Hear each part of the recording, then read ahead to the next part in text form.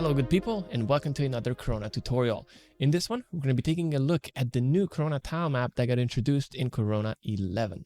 This thing allows you to create procedural pattern textures, and these can be then used to create bricks, paving stones, and more. But the most common use would be creating tiles, so that is what it is named after all. It has intuitive controls with which you can very comfortably create your own custom tile sets. You have control over everything from the pattern itself to the tile's color and of course things like the tile width and height, plus a plethora of other things.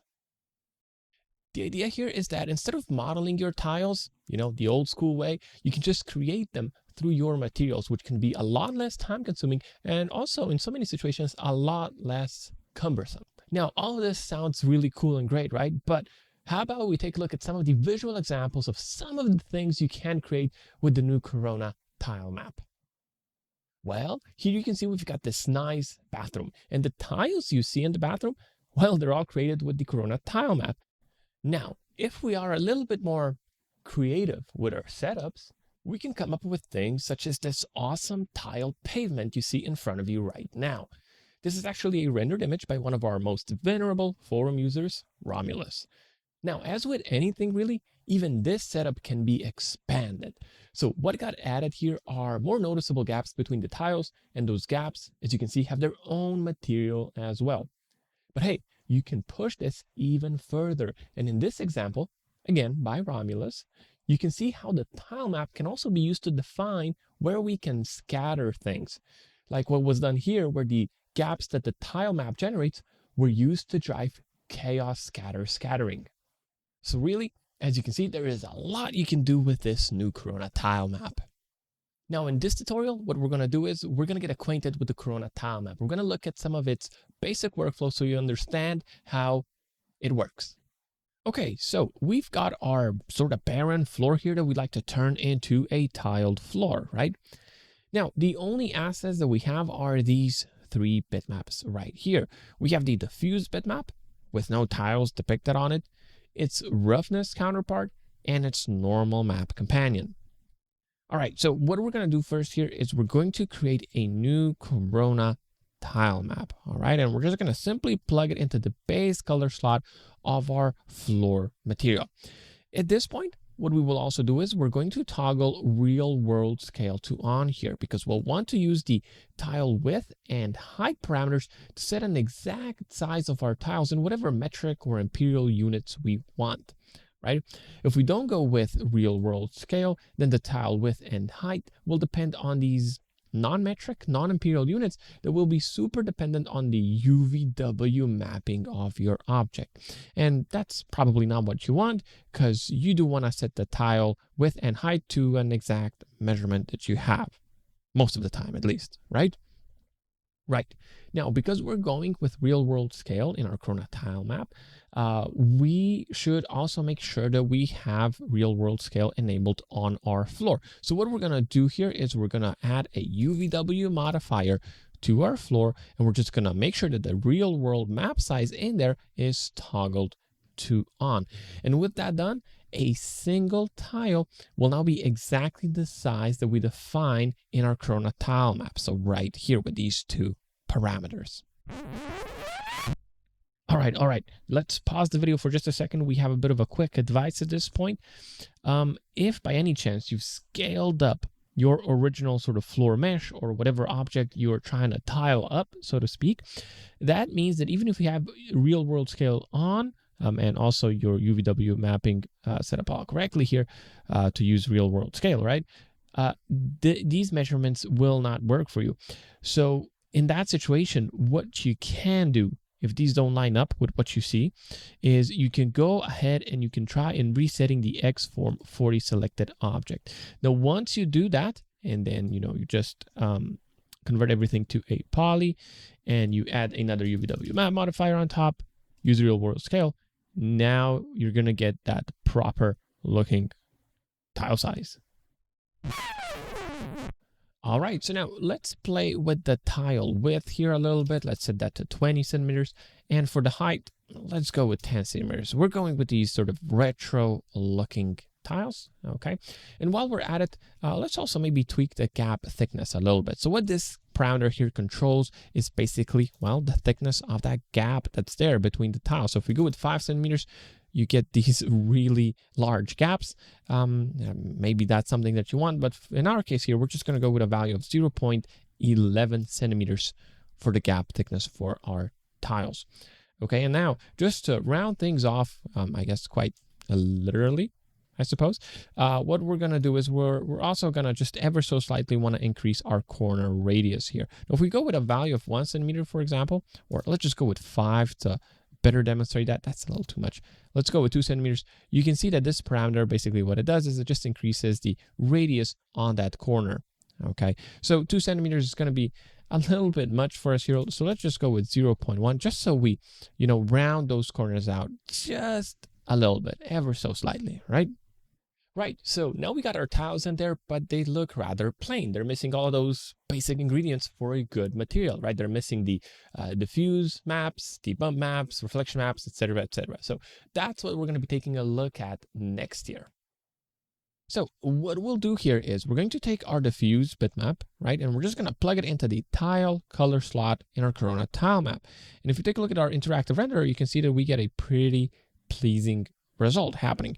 There's some repetition happening here. We could solve that by putting a Corona mapping randomizer into the mix here, but we're not gonna do that, and that is because, well, we have our diffuse bitmap here, right? And what's currently happening because of the tile mapping mode here, which is currently set to per tile, this bitmap kind of gets applied on a single tile basis. Okay, now our tiles, just as a bit of a note, okay, our tiles here are not of a square aspect ratio, while our bitmap here is, it's a square bitmap. Because we're using texture placement set to crop here, the bitmap's just going to get cropped. Okay, so it kind of sits on that tile, right? Now, it doesn't get stretched or anything, it just gets cropped. So that's an important note. Now, we could go with this kind of a setup, but for us, what's going to work better here is if we set our tile mapping here to original. Okay, now, immediately when you set that to original, it's really not going to look that good. And that is because now what we want to do is we want to go into our diffuse bitmap here, okay? And we want to tick use real world scale to on here. And then what we also want to do is we want to set the size to something a little bit more realistic here. So we're going to go with 50 centimeters. Okay. And now, as you can see, we get a pretty cool looking result happening. But now, how does original mapping work in the first place? Well, let's have a look. Original mapping basically takes the bitmaps you're plugging into your tile map, and it simply applies them to your object according to the UVW mapping that you have going on, okay? The actual tiles are then, quote unquote, drawn on top of that using the measurements you've set in your tile map. Now, as a bit of a note, if you'll remember, just a minute ago, right, what we did was we went into our diffuse bitmap here and we toggled use real world scale to on here, and we set the size to 50 centimeters. Now, why did we do that, and how does this connect to original mapping? Well, if you'll remember, right, in our floor objects UVW map settings, we toggled real world map size to on. So we're using real world scaling basically, right? Now, unfortunately, as a side effect of that, these very useful tiling parameters in here get grayed out, okay? So that's why we went into our diffuse bitmap here, we toggled use real world scale to on, and we inputted a size that we liked. So essentially what's happening here, if we just create a basic plane object, okay, and we set it to 50 centimeters here, so 50 by 50, let's push it up a little bit, okay, so this is how the tiling of our map here, of our bitmap is going to look like when it's applied to our floor. So this is going to be the size of our bitmap when it's applied to our floor. And then, it's just going to tile and tile and tile, etc., etc. Okay. Now, you don't have to use real world scaling inside your bitmap here. You just toggle that to off, and then you can play with these, sort of non-metric, non-imperial sort of units here. But since you're using real world scale, in, as your mapping sort of settings for your floor object, you might as well go with the real world scale here as well. And now you know exactly how big this bitmap is going to be in your scene. And so you're going to know how it tiles based on that. Okay, and so that's how original mapping works. But now we have two different modes as well. So one is per tile and the other is center. So let's take a look at how those two work. And we're going to start with the per tile mode first. Per tile basically means that your bitmap is going to get mapped on a per tile basis. This is super useful for whenever you have bitmaps for your individual tiles. Now, when you opt for this type of mapping, you see this texture placement option become tweakable. And this thing gives you two options on how you can place that bitmap onto your tile. One option is crop, which just takes the bitmap size and mapping and just crops it so that it fits the tile.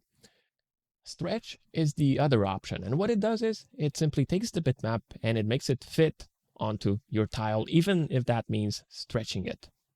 Now this is especially great if you have a tile bitmap that is of the correct aspect ratio, but is otherwise too big or too small to fit the tile. If you go with stretch in this case, it'll just fit it into the tile for you by either making it smaller or bigger.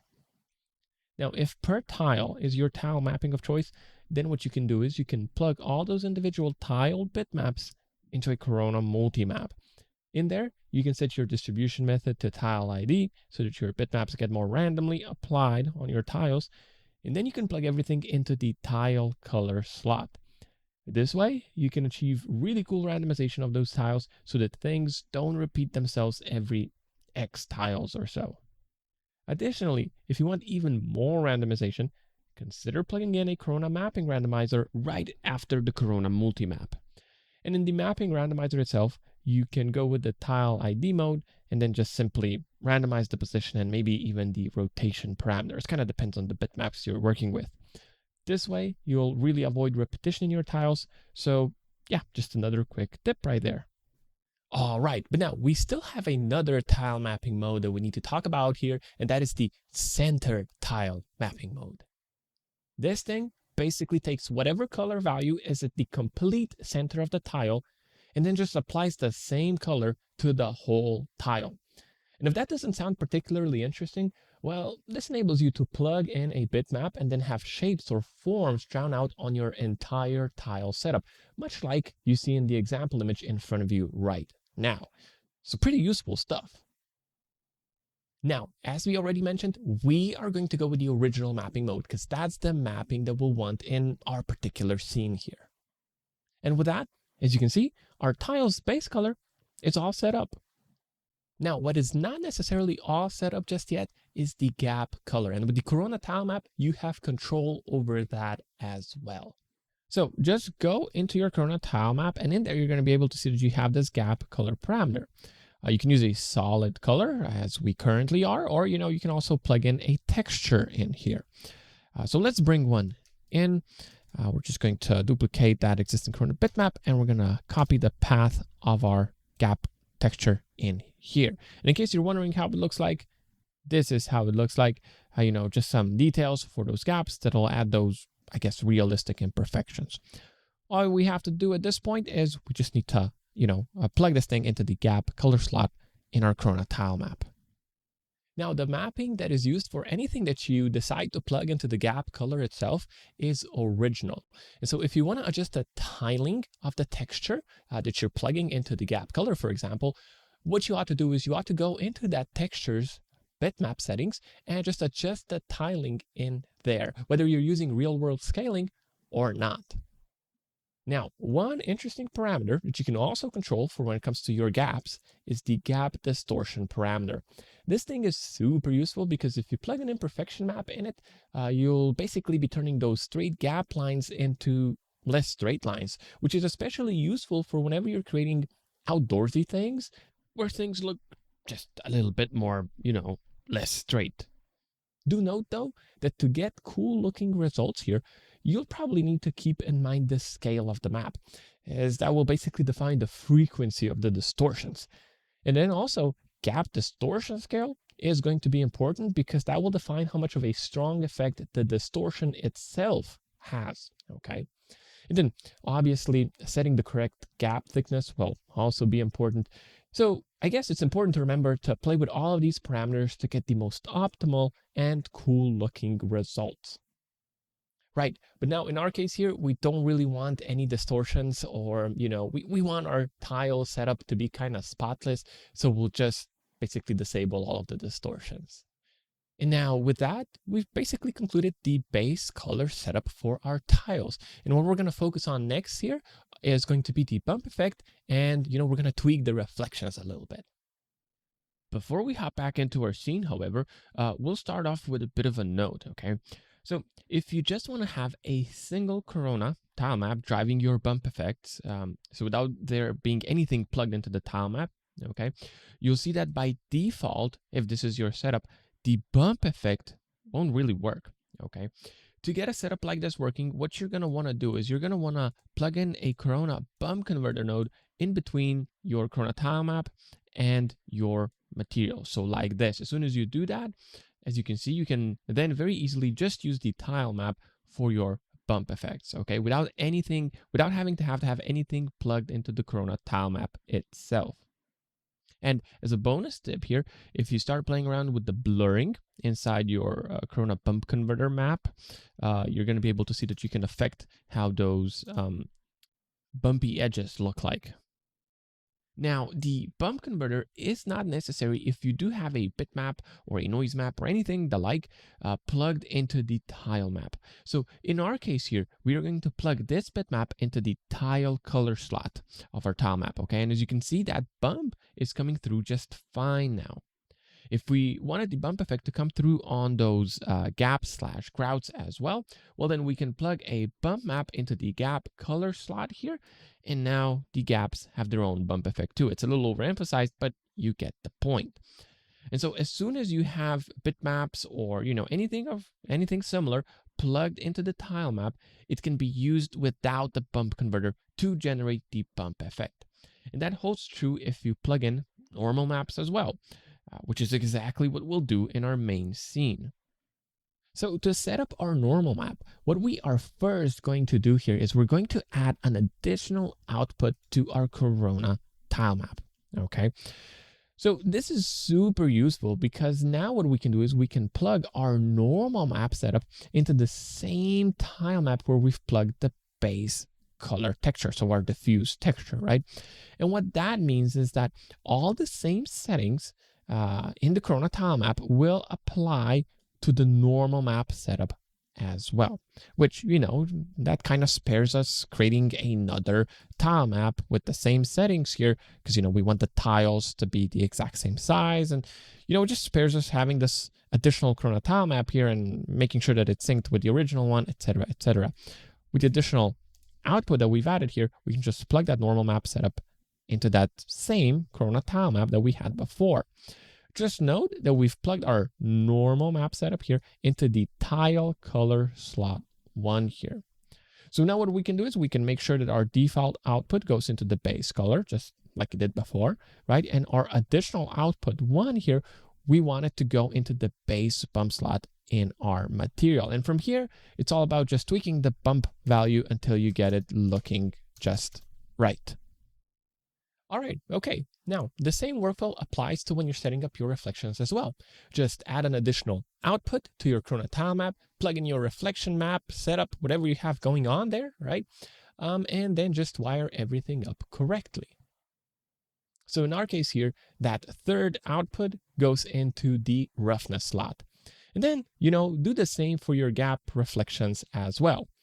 Afterwards, it's all about tweaking the values to make them look good. So this is where you do your creative magic, basically. Now, at this point, maybe just a bit of a quick note about that new gap color input that we have. Obviously, in there, you'll want to plug in your gap bump imperfection setup so that the gaps have some sort of a bump effect going on as well. But that said, if you aren't plugging in a texture in there or anything, really, you should know that by default, all these new gap color inputs are set to black color, regardless of what you have set in your tile map for your original gap color input. And so if you want your gap color to be a certain color and you don't want to use bitmaps for it, what you ought to do is you ought to bring in a Corona color map, okay?